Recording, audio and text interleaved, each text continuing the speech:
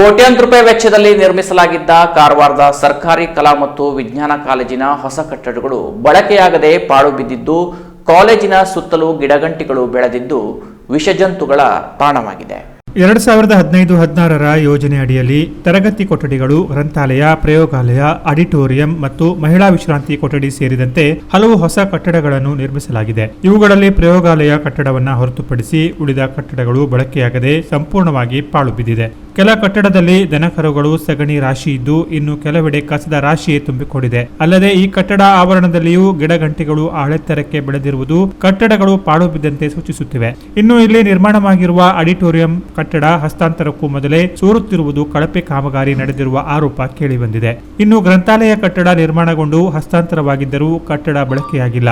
Clearance ಸಿಕ್ಕಿರುವ ಕಟ್ಟಡಗಳನ್ನು ಕೂಡ ಹಲವು ಕಾರಣಗಳಿಂದ ಬಳಕೆಗೆ ತೆರೆದಿಲ್ಲ. ಪರಿಣಾಮವಾಗಿ ಹೊಸ ಕಟ್ಟಡಗಳು ಬಣ್ಣ ಮಾಸಿ ಕಿಟಕಿ ಬಾಗಿಲುಗಳು ತುಕ್ಕು ಹಿಡಿಯುತ್ತಿವೆ. ಕಟ್ಟಡದ ಸುತ್ತಮುತ್ತಲಿನ ವಾತಾವರಣ ಹದಗೆಟ್ಟು ಕಾಲೇಜಿನ ಅಂದ ಕೆಡುವಂತಾಗಿದೆ. ಪ್ರಯೋಗಾಲಯವನ್ನು ಈಗಾಗಲೇ ಬಳಸಲಾಗುತ್ತಿದೆ. ಕ್ಲಿಯರೆನ್ಸ್ ಸಿಗದ ಕಟ್ಟಡಗಳನ್ನು ಬಳಸಲು ಸಾಧ್ಯವಿಲ್ಲ.